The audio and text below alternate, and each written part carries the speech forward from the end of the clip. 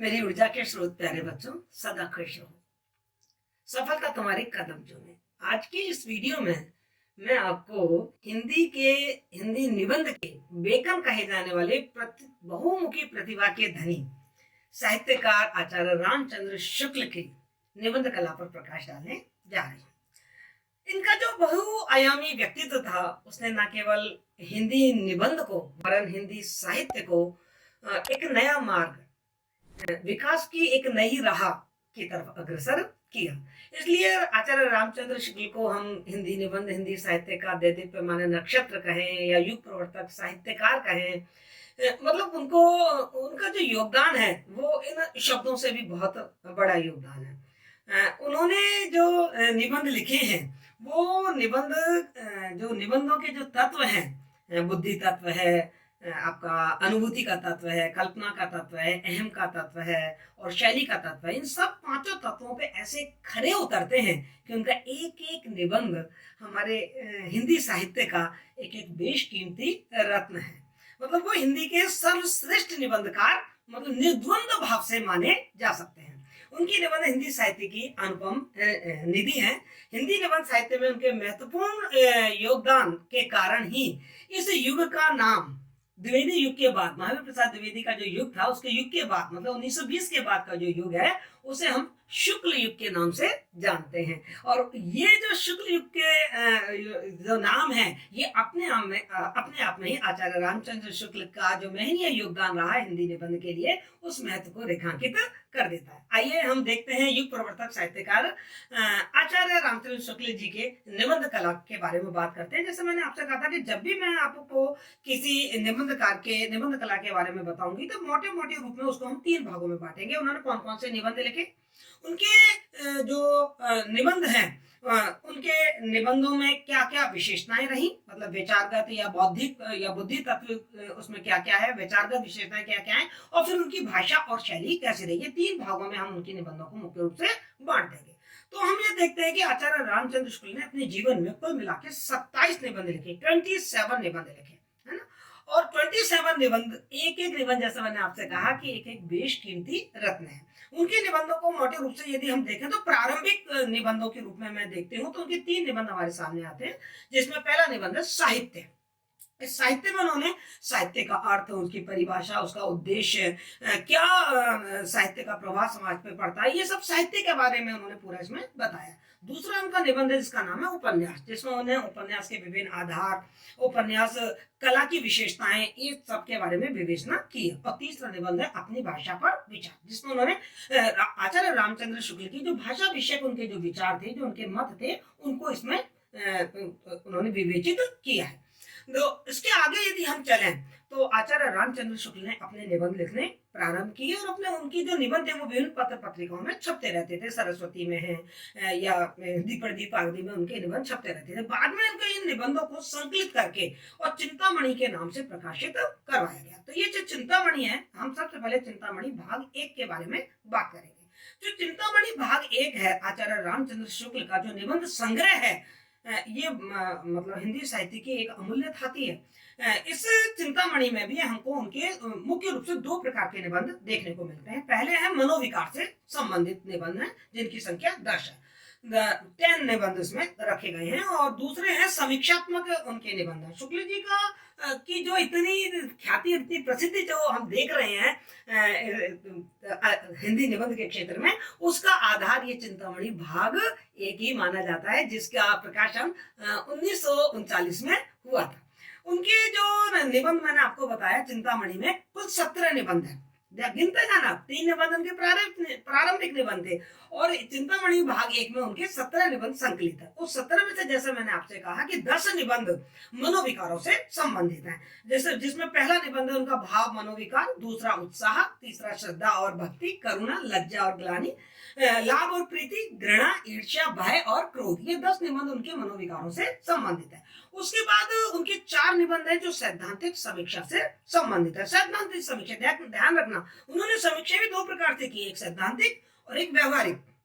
तो सैद्धांतिक समीक्षा से संबंधित उनके 4 निबंध हैं। इसमें वो है कविता क्या है, काव्य में लोक मंगल की साधन अवस्था, साधारणीकरण और व्यक्ति वैचित्र्यवाद, तथा रसात्मक बोध के विविध रूप, ये 4 हो गए। गिनते जाइए, 3 प्रारंभिक निबंध और 17 आपके चिंतामणि भाग 1 के, जिसमें 10 आपके मनोविकार से संबंधित आ गए, 4 आ गए आपके सैद्धांतिक समीक्षा से संबंधित। इसी में ही चिंतामणि भाग 1 में ही 3 निबंध उनकी व्यवहारिक समीक्षा से संबंधित है, जिसमें पहला निबंध है भारतेंदु हरिश्चंद्र, दूसरा है तुलसी का भक्ति मार्ग, जिसमें उन्होंने तुलसी की जो विनय पत्रिका है उससे संबंधित अपने विचार हमारे सामने रखे हैं, और तीसरा है मानस की धर्मभूमि, जिसमें उन्होंने विश्व धर्म को सर्वश्रेष्ठ बताया है।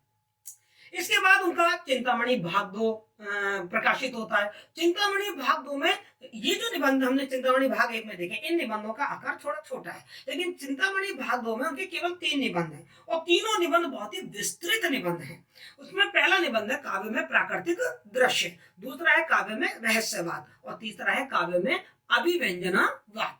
तो इस तरीके से उनके कुल कितने निबंध हो गए आप देखिए, 3 निबंध प्रारंभिक निबंध हो गए, 17 उनके चिंतामणि भाग 1 के हो गए, कितने हो गए 20, और 3 निबंध उनके चिंतामणि भाग 2 के हो गए, कितने हो गए 23, और 4 निबंध उन्होंने भूमिका के रूप में लिखे हैं जो हमारे सामने आए हैं। उसमें है तुलसी ग्रंथावली, जायसी ग्रंथावली, भ्रमर गीत सार और भारतेंदु साहित्य। तो इस तरीके से उनके कुल ये 27 निबंध हैं जो हम हिंदी साहित्य और हिंदी निबंध की एक विरासत के रूप में, एक धरोहर के रूप में देखते हैं, और जो हिंदी साहित्य को और हिंदी निबंध को, जिसने एक हिंदी समीक्षा को, हिंदी की जो आलोचना है उसको एक नई दिशा प्रदान की।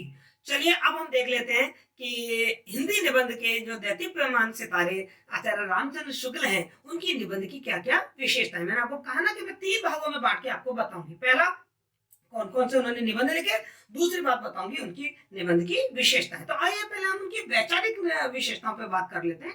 जब हम आचार्य रामचंद्र शुक्ल के निबंधों को देखते हैं तो उसमें जो पहली विशेषता हमारे सामने उभर कर आती है वह है उनकी मौलिकता और उनकी ताजगी।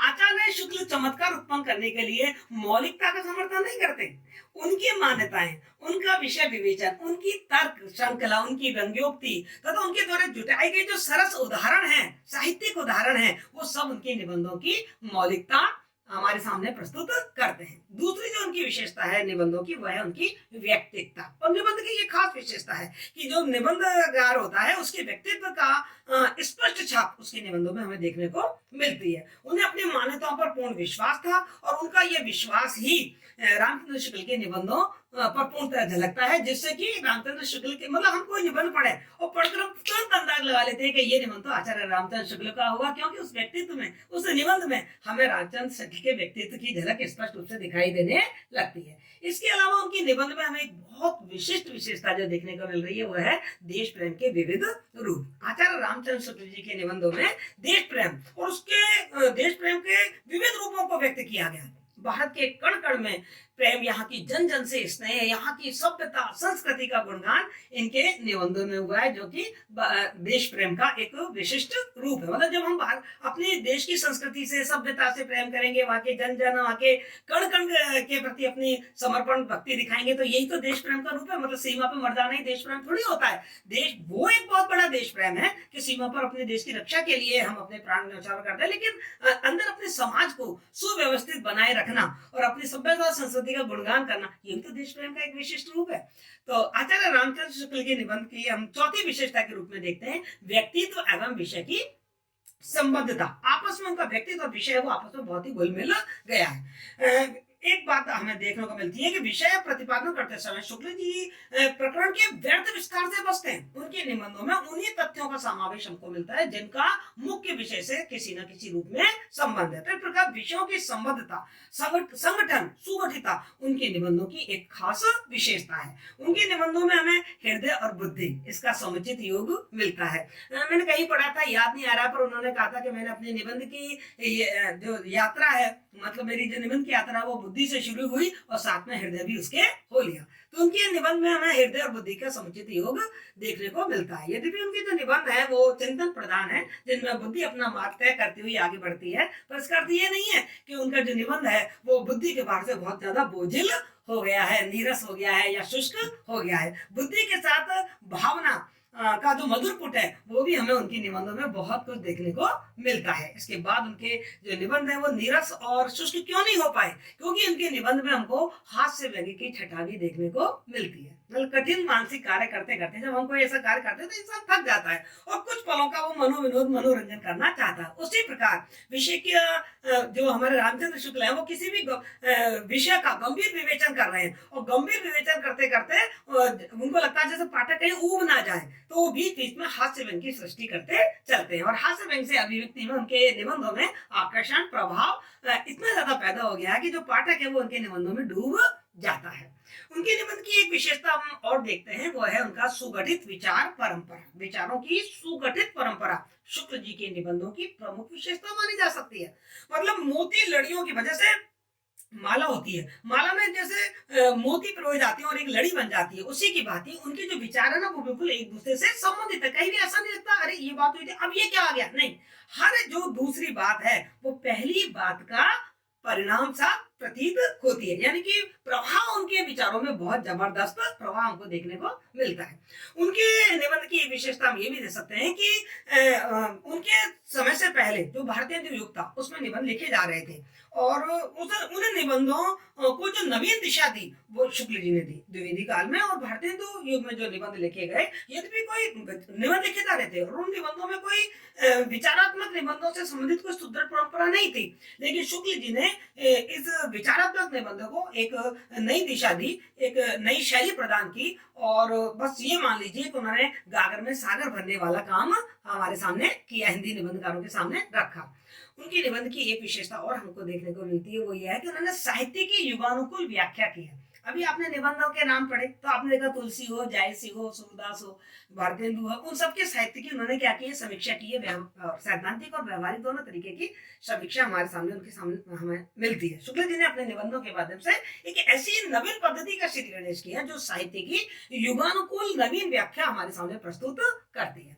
उनके निबंधों में हमें आत्माभिव्यक्ति भी बहुत मिलती है, उसका पुट हमें बहुत जगह जगह हमें देखने को मिल ही जाता है। पाश्चात्य निबंधों में भी ये वाली विशेषता बहुत ज्यादा थी और उससे प्रभावित होकर निबंधों में आत्माव्यक्ति का पुट रामचंद्र शुक्ल के निबंधों में भी देखने को मिलता है। इसीलिए शुक्ल जी की कई निबंधों में ऐसी घटनाएं, ऐसे मानवीय संबंध, ऐसे व्यक्तियों का चित्रण, ऐसे दृश्यों का विवरण हमें देखने को मिल जाता है जो कहीं ना कहीं लेखक के जीवन में घटे थे या जिनका संबंध लेखक के जीवन से सीधा सीधा ठहरता है। और ये तथ्य और प्रसंग मतलब उस निबंध में उनकी आत्म अभिव्यक्ति को और ज्यादा मुखर बना देता है।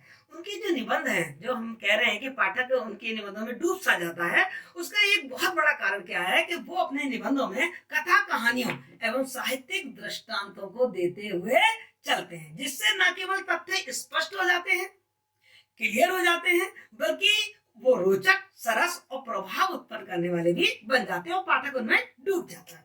उनके निबंध आचार्य रामचंद्र शुक्ल ऐसा साहित्यकार है और समाज से अलग कैसे रह सकता है, तो उनके निबंधों में हमें सामाजिक मूल्यों का महत्व भी बहुत दिखाई देता है, जिसमें मतलब उन्होंने समाज में जो भी बुराइयां थी उन बुराइयों को दूर करने की कोशिश की। उनकी जो मनोविकार संबंधी जितने भी नियम हैं, वो निबंध हैं सॉरी, उन निबंधों को यदि हम देखें तो उसमें मनोभावों की ऐसी व्याख्या मिलती है जिससे कि सामाजिक मूल्यों की प्रतिष्ठा हो सके, चाहे वो क्रोध हो, चाहे वो भय हो, चाहे वो श्रद्धा प्रेम हो, चाहे वो लज्जा ग्लानि हो, चाहे करुणा हो, उन सब में उन्होंने जो मानवीय मूल्य हैं, उन मानवीय मूल्य और समाज की जो गौरवपूर्ण परंपराएं हैं उनको स्थापित करने की बात कही है।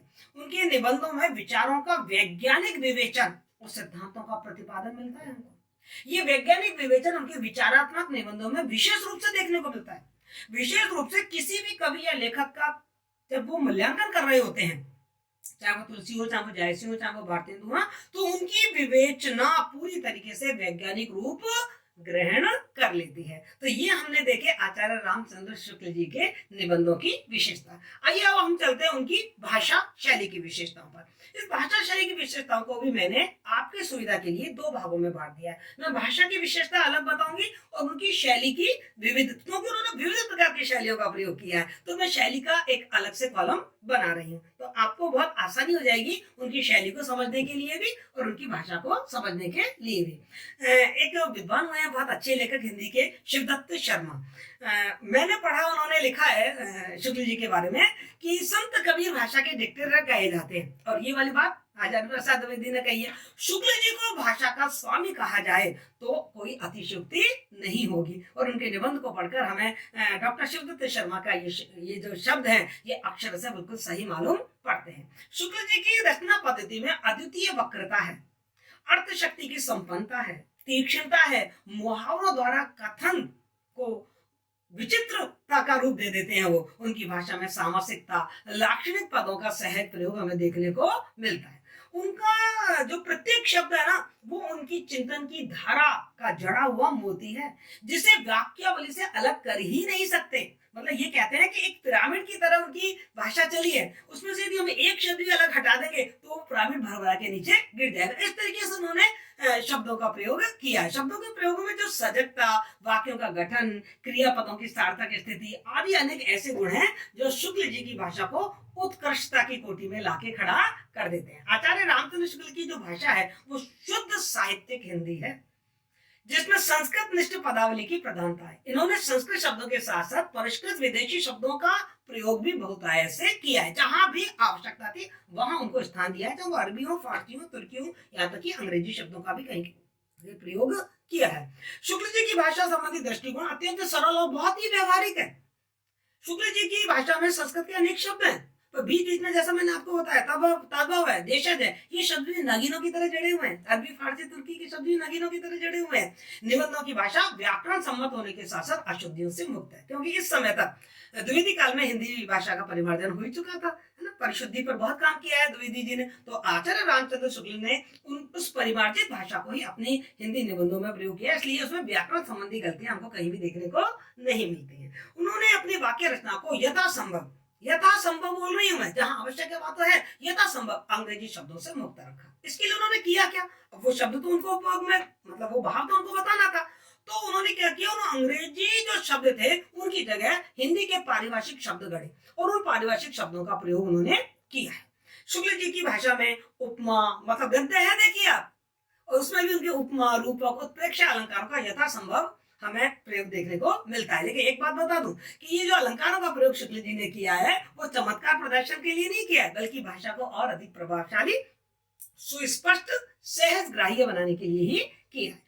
तो शुक्ल जी की भाषा बहुत ही परिष्कृत है, प्रौढ़ है और साहित्यिक है, साथ ही साथ महाप्रकाशक, भावों को प्रकट करने में पूरी तरीके से समर्थ है। यानी कि उनकी जो अभिव्यंजना शक्ति है वो बहुत ही गजब की है। उनकी भाषा में आप ये देखिए विराम चिन्हों का प्रयोग बड़ी सहजता से, बड़ी सावधानी पूर्वक और बहुत ही बुद्धिमान तरीके से किया गया है। कि जो विराम चिन्ह है वो भी अपना कुछ ना कुछ कह जाते हैं, वो भी अपना कोई जो भाव वो प्रकट हमारे सामने कर जाते हैं। और इस प्रकार यदि हम सारी बातें देखें तो आचार्य रामचंद्र शुक्ल जी की भाषा की जो सबसे बड़ी विशेषता मुझे लगी वो ये लगी कि वो बोझिल नहीं है, वो उलझी हुई नहीं है, वो बोझेपन और उलझन की स्थिति से बिल्कुल मुक्त है, सहज और सरल है, प्रवाह में है, पाठक उनकी भाषा में बहता ही चला जाता है। तो ये आचार्य रामचंद्र शुक्ल की भाषा की कुछ विशेषताएं जो मैंने आपके सामने रखी। आइए मैं जो कह रही हूँ कि उनकी शैली के बारे में भी अलग से पढ़ लेते हैं, क्योंकि उनकी शैली में हमको शैली वैविध्य देखने को मिलता है। विविध प्रकार की शैलियां उन्होंने अपनाई है, क्योंकि उन्होंने अलग अलग विषयों पर अपने निबंध लिखे, तो विषय के अनुसार उनकी शैलियां भी परिवर्तित होती चली गई। तो हम सब शिक्षक हैं और हम जानते हैं कि जब हम बच्चों को पढ़ाते हैं तो हर पाठ को, हर अध्याय को, हर विषय वस्तु को पढ़ाने का एक अलग तरीका होता है, तभी बच्चे को वो ज्यादा समझ में आएगा, है ना। तो उसी तरीके से जो आचार्य रामचंद्र शुक्ल थे वो भी मूल रूप थे क्या, शिक्षक ही तो थे। तो जिस तरीके से शिक्षक अपने स्टूडेंट्स को पढ़ाता है, इसी तरीके से आचार्य रामचंद्र शुक्ल ने अपने निबंध हम हिंदी विद्यार्थियों के लिए लिखे हैं, हम हिंदी उपासकों के लिए लिखे हैं। तो इसलिए वो हर विषय के अनुकूल अपनी शैली को बदल देते हैं। शुक्ल जी ने लगभग प्राय उस समय जितनी भी शैलियां थी उन सारी शैलियों का प्रयोग अपने निबंधों में किया है। उन्होंने तुलनात्मक शैली का भी बहुत प्रयोग किया है। जैसे उनका जो निबंध करुणा है, ये निबंध भय, क्रोध है, कोई सा भी निबंध आप उठा के देख लो, उसमें हमको उनका तुलनात्मक शैली के दर्शन हो जाते हैं। वो मतलब करुणा और क्रोध का, है ना, भय का और क्रोध का आपस में तुलना करते हुए हमारे सामने एक तुलनात्मक दृष्टिकोण प्रस्तुत करते हैं। शुक्ल जी के निबंधों में विवेचना, प्रमुख रूप से निगमन पद्धति का प्रयोग हुआ है। इसमें सबसे पहले करते क्या है, ये बहुत ही प्यारी और बहुत ही अच्छी सी एक शैली है जो कि हमें आचार्य रामचंद्र शुक्ल के निबंधों में, सभी निबंधों में लगभग लगभग देखने को मिल जाती है। इसमें होता क्या है कि जो शुक्ल जी हैं वो पहले एक सूत्र प्रस्तुत करते हैं, फिर उस सूत्र पर भाष्य और अंत में सारांश। शुक्ल जी के विभिन्न निबंध अनुच्छेदों में बटे होते हैं और उनके अनुच्छेद का जो प्रथम जो वाक्य होता है वो एक तरीके का सूत्र होता है, और फिर वो जो पूरा अनुच्छेद होता है, जो पैराग्राफ होता है, वो उसी सूत्र का पूरा विशदीकरण होता है, उसकी स्पष्टता उसमें दिखाई देती है। शुक्ल जी की जो सूत्रात्मक शैली है वो अनेक, इसे हम सूत्रात्मक शैली भी कहेंगे, और ये सूत्रात्मक शैली है वो उनके निबंधों में बखूबी रूप से उन्होंने प्रयुक्त की है, और ये जो शैली है वो उनके निबंधों में चार चांद लगा देती है, मतलब सबसे अलग लाके खड़ा कर देती है आचार्य रामचंद्र शुक्ल को। मैं आपको एक बात बताऊं कि ज्यादातर आपके कोर्स में जो पल्लवन आते हैं, तो पल्लवन के जो वाक्य है वो ये आचार्य रामचंद्र शुक्ल के निबंध के जो पैराग्राफ है उनका जो पहला वाक्य है वहां से ले लिया जाता है और आपको दे दिया जाता है कि इसका भाव विस्तार कीजिए। ज्यादातर बता रही हूँ, शुक्ल जी ने अपने कथ्य को स्पष्ट करने के लिए कुछ निबंधों में व्याख्यात्मक शैली का भी प्रयोग किया है। जैसे कविता क्या है, ये जो उनका निबंध है इसकी जो शैली है वो व्याख्यात्मक शैली ही है। आचार्य रामचंद्र शुक्ल विवेचनात्मक शैली के माध्यम से भी गंभीर से गंभीर विषय को सरलता के साथ पाठकों के सामने रख देते हैं। क्रोध हो, घृणा हो या जो भी निबंध हो, वो सब हम इसके उत्कृष्ट उदाहरण कहे जा सकते हैं। सूक्ति शैली का भी उन्होंने प्रयोग किया है। मैंने बताया था आपको जब मैं उनकी निबंध की विशेषताएं बता रही थी, तो आपसे कह रही थी कि जो आचार्य रामचंद्र शुक्ल है वो मतलब साहित्यिक उद्धरणों के माध्यम से, कथा और कहानियों के माध्यम से अपने निबंधों को काफी रोचक बनाते चलते हैं। उनके जो करुणा निबंध है उसमें सूक्ति शैली को बहुत ही अच्छी तरीके से देखा जा सकता है। शुक्ल जी के जितने भी मनोविकार संबंधी जो निबंध हैं उन सब की जो प्रमुख शैली है वो भावात्मक शैली है। इस शैली में होता क्या है, छोटे छोटे से वाक्य होते हैं, विषय बहुत सरल होता है और बहुत ही सुबोध हो जाता है, क्योंकि छोटे छोटे वाक्यों के माध्यम से उस बात को समझा दिया जाता है। शुक्ल जी ने समन्वित समीक्षा शैली को भी अपनी निबंध कला में स्थान दिया, और कवि और लेखक को बड़ी निष्पक्ष भाव से, जो भी कवि था, चाहे वो जायसी हो, चाहे वो सूर हो, चाहे वो कबीर हो, उन सब पर उन्होंने बड़े निष्पक्ष भाव से उनकी समालोचना की। शुक्ल जी की आलोचनाओं और मनोवैज्ञानिक जो निबंध है उसमें हमें विश्लेषणात्मक शैली के भी दर्शन